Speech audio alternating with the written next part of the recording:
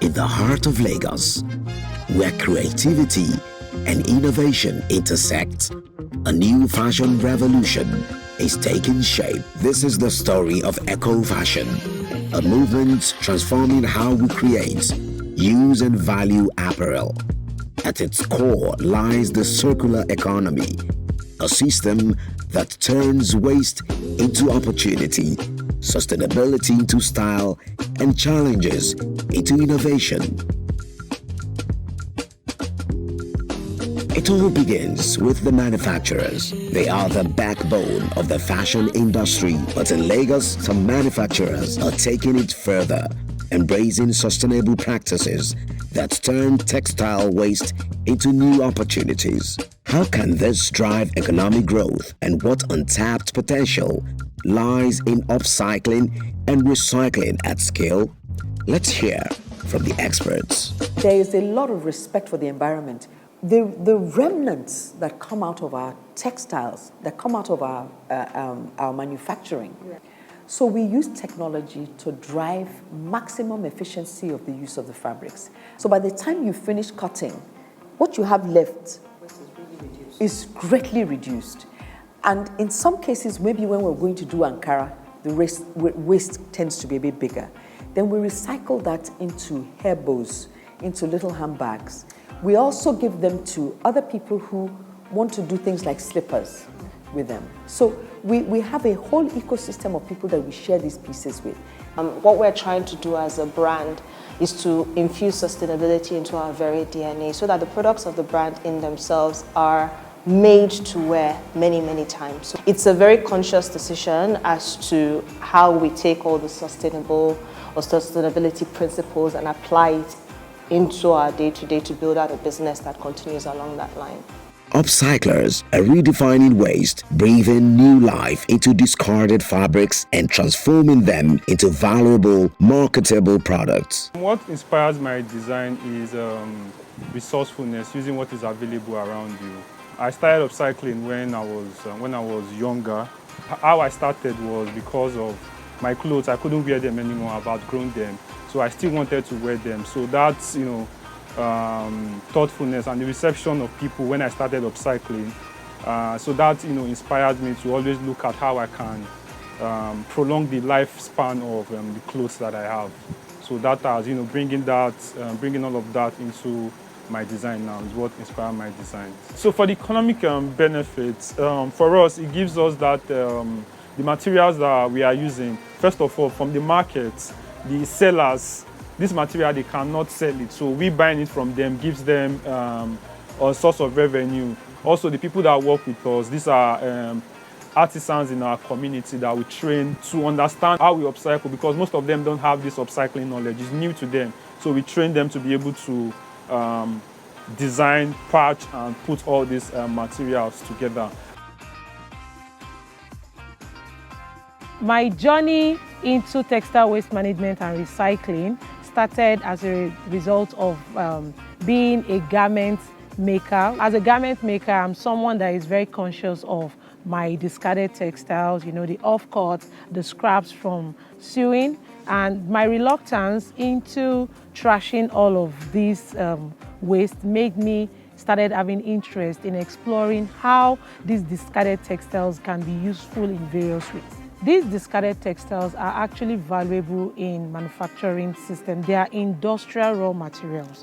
They play a very big role in the market because most of the discarded textile waste users are people who want textile fibers in their own production system. So waste collection can improve the Lagos economy, especially in the fashion space, because the waste collection is creating a new economic opportunity that are diverse. From upcycling, because we are able to collect this waste, sort them according to specification and how they are needed, upcycling is easier. For some upcyclers, although they may not be able to use 100% of discarded textiles in their production, but this is going to increase the percentage of discarded textiles that can come into upcycling because they can guarantee sufficiency. They can guarantee enough quantity and specifications of what they want. Then in the aspect of recycling into other production like artwork, crafts and the likes, they can also depend on the supply of what they want. Circular fashion is more than just waste. It's a lifestyle of creativity and innovation. There's a lot of opportunity for investment in the circular fashion space. The biggest right now is e-commerce, because we understand that the internet and with technology things run quicker and better. Since COVID, for instance, we've learned the importance of computers and how they can keep us connected. And because a lot of people now are just sitting in the comfort of their home and buying all these fast fashion pieces from all these stores that are always consistently in their face, we know we also have to get in front of those types of people. So e-commerce is a big thing that we're working on with investors to get started for the region. We have to make sure we're able to show people that these things may be in someone else's closet, but they actually can come into your closet and keep you stylish. So we're hoping that this is where it goes, where we're consistently focused on how we can scale this and how we can make more people aware. And I know there's a whole wave of newness coming in the secondhand fashion business for Africa. And I'll be one of the voices. I know that I will fight this cause, and I will bring, if all I have done is work towards making sure there's less waste in the continent, I think I would be quite excited that the work that we started a couple of years ago is actually working. And I have many champions by my side as we do this. Affordable, stylish, and sustainable thrift operators have turned Lagos markets into vibrant hubs of circular fashion. The demand of the clothes is too much. Because if you cannot buy new one, and they can buy fairly used, you cannot buy new one of 5,000. You can always buy fairly used at the rate of 3,000, 2,000, 1,500. It depends on the grade. For those who cannot be able to afford new one, they can afford Africa, they can afford fairly used. All those ones we and the fees, and they say, oh, no one the fees said. Due to after we sell finish, we sell clearance. Clearance means the banzari, the one that the leftover. The leftover, so some people come and buy it at cheaper rate. That is me clearance. We come and buy it at cheaper rate. That is me clearance. That is fairly used. The one that's the dated clothes that people have rejected. So people come, there is other people come and buy it as clearance. Most of us said at Katangwa right now, we said wholesale. People at Abuja, at part of a state, they just come here because Katangwa is the main market. They just come and patronize us here at Katangwa. The clutter services bridge the gap between unwanted items and new opportunities, from repurposing old garments to educating clients on sustainability. I feel like decluttering services is the key part when it comes to waste management, textile waste management. Because when you say decluttering, you're talking about collection. If there's no collection, there is no raw material for the process to go down to upcycling, recycling, and all of that. And for a country where we have a lot of waste, the decluttering becomes the key process to be able to raise awareness. At the decluttering stage, you interact with the consumers more.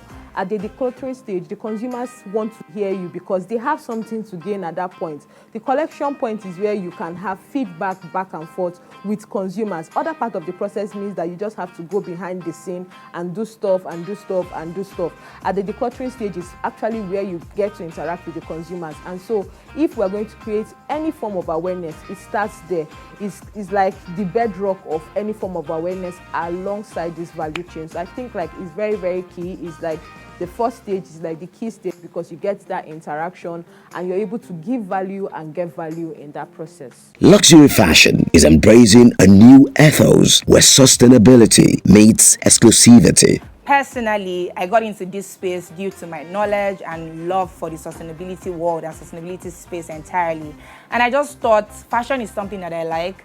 Let's bring all of the good things that has to do with sustainability into fashion, which is essentially managing resources in a way that the future generation also have resources to manage and to utilize for themselves. And this has influenced our business choices in a way that we don't want our fashion to literally be the linear model. you buy and then it ends there. So we're thinking, why does it have to end in buy and it ends there? We can follow through this process by introducing a buyback option that allows for customers to also resell the outfits, and then it begins a journey with somebody else again, so that it doesn't just end there. In terms of the kind of fabric that we use as well, we're very intentional with sort of fabrics that we use, and then we imbibe the use of organic cotton, sort of dyes that are used to produce them. And for us, it's also about sensitization, right? Promoting slow fashion as opposed to fast fashion. The journey of an apparel in Lagos is more than a story of fashion. It's a testament to innovation, resilience, and collaboration. Together, we can turn textile waste into wealth, redefine sustainability, and position Lagos as a global leader in circular fashion. Eco Fashion isn't just a vision, it's the future.